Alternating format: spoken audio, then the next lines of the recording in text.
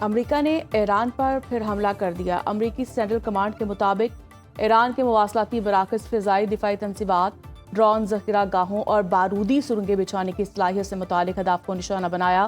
صدر ٹرمپ کی ہدایت پر تجارتی جہاز پر حملے کے جواب میں ایران کے 10 فوجی اہداف پر فضائی کارروائی کی گئی۔ ایرانی سرکاری میڈیا نے تصدیق کرتے ہوئے کہا کہ قشم جزیرے میں ایک گاؤں کو میزائلوں سے نشانہ بنایا گیا۔ ساحلی شہر سرک میں شدید دھماکوں کی آوازیں سنی گئی۔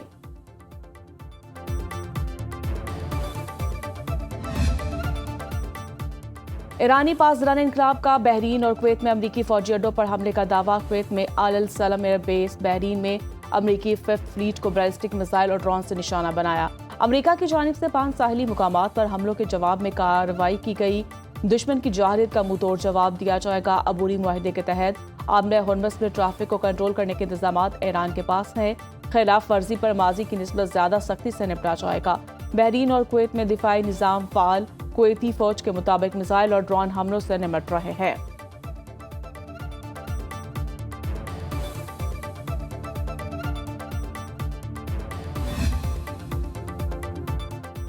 ایسا وقت آ سکتا ہے کہ ہم مزید تحمل کا مظاہرہ کرنے کے قابل نہ رہیں، امریکی صدر کی دھمکی۔ ڈونلڈ ٹرمپ نے سوشل میڈیا پوسٹ پر لکھا کہ ہو سکتا ہے ہمیں کام فوجی طاقت سے مکمل کرنا پڑے جس کا کامیاب آغاز کیا تھا۔ ایسا ہوا تو اسلامی جمہوریہ ایران کا وجود ختم ہو جائے گا۔ معاہدے کی خلاف ورزی پر ایران پر حملے کیے، ایرانی میزائل اور ڈرون سٹوریج کے مقامات اور ریڈار سائٹس کو نشانہ بنایا۔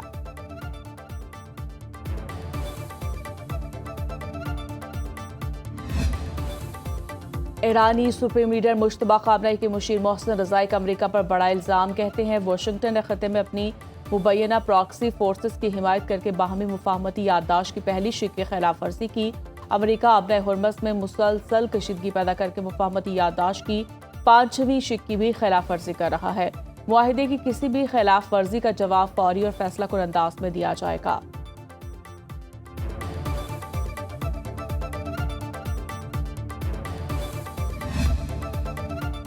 مشرق وسطی میں سفارتی سرگرمیوں میں تیزی۔ قطری وزیراعظم شیخ محمد بن عبدالرحمن بن جاسم ال ثانی اور سعودی وزیر خارجہ شہزادہ فیصل بن فرحان کے درمیان ٹیلی فونک رابطہ۔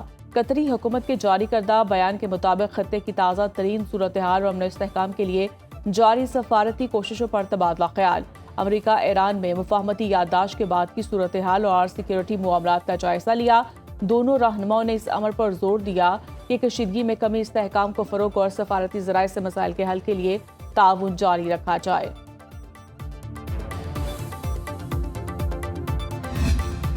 پاکستان عالمی سطح پر امن ساز ملک کے طور پر ابھرا۔ وزیراعظم شہباز شریف کا پاکستان نیول اکیڈمی PNS رہبر کراچی میں پاسنگ آؤٹ پریڈ سے خطاب، کہا پاکستان دنیا کی اقوام کے درمیان ایک امن ساز ملک کے طور پر فخر کے ساتھ کھڑا ہے۔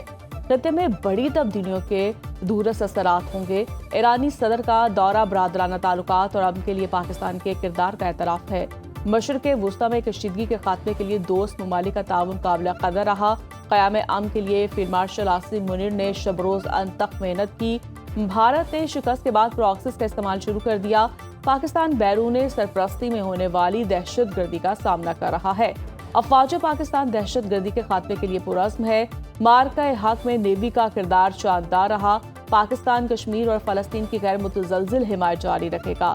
شہباز شریف 2 جولائی کو ایران جائیں گے۔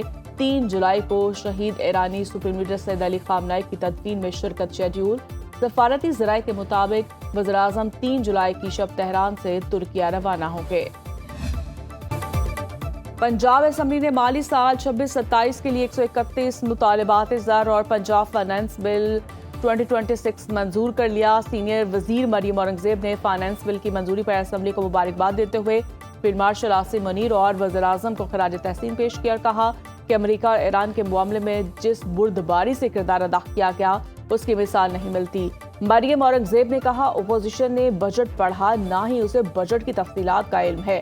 پنجاب کی تاریخ کا سب سے بڑا ترقیاتی بجٹ پیش کیا گیا جس کا 95% حصہ ترقیاتی منصوبوں پر مشتمل ہے۔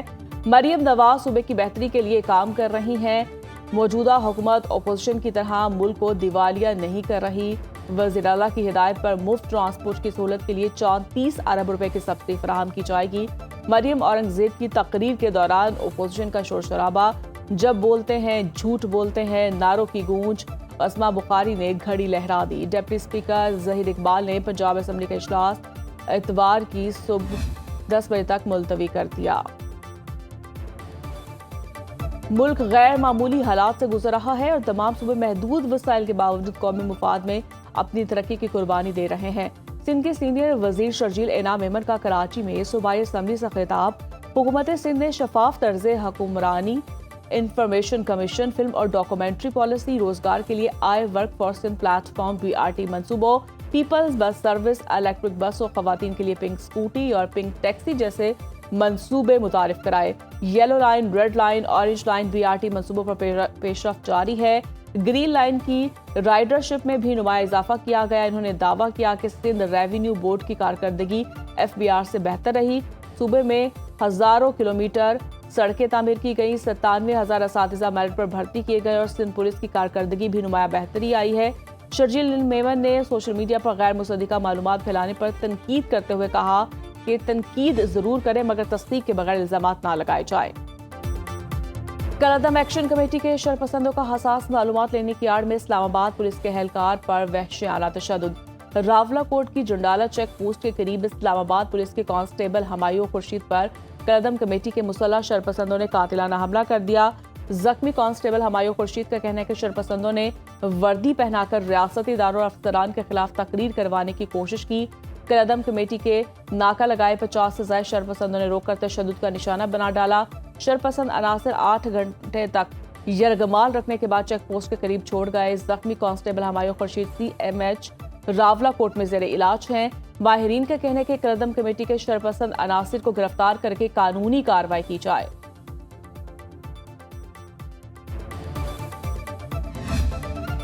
حکومت نے پیٹرولیم مصنوعات پر لیوی بڑھا دی۔ ہائی اسپیڈ ڈیزل پر لیوی میں 6 روپے 97 پیسے فی لیٹر اضافہ، لیوی 79 روپے 54 پیسے ہو گئی۔ پیٹرولیم مصنوعات پر لیوی 39 پیسے بڑھا کر 66 روپے 64 پیسے کر دی گئی۔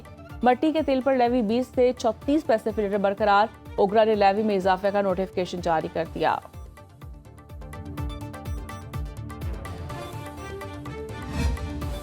اسلام آباد، لاہور اور خیبر پختونخوا کے مختلف علاقوں میں زلزلے کے شدید جھٹکے، شدت 5.9 ریکارڈ۔ ترجمان PDMA کے مطابق زلزلے کا مرکز ہندوکش ریجن افغانستان اور گہرائی 191 کلومیٹر ریکارڈ کی گئی۔ لاہور، فیصل آباد، راولپنڈی، اٹک، چکوال، میاں والی، ملتان، پوٹوہا ریجن سمیت پنجاب کے مختلف اضلاع میں زلزلے کے جھٹکے محسوس کیے گئے۔ DG PDMA کا کہنا ہے کہ متعلقہ ضلع انتظامیہ عمارتوں کے معائنے میں مصروف ہے۔ صوبائی کنٹرول روم اور پنجاب بھر کے ضلعی ایمرجنسی آپریشن سینٹر 24 گھنٹے فعال ہیں۔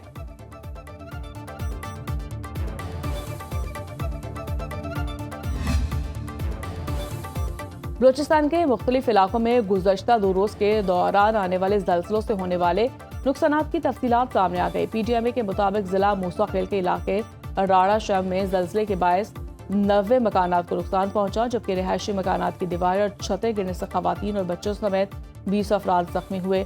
تحصیل کنگری میں بھی 20 سے زائد مکانات متاثر ہوئے۔ PDMA کا کہنا ہے کہ زخمی کو فوری ابتدائی طبی امداد فراہم کر دی گئی ہے۔ شہباز شریف کا بلوچستان میں زلزلے سے ہونے والے نقصانات پر اظہار افسوس، زخمی افراد کو بہترین طبی سہولیات فراہم کرنے کی ہدایت۔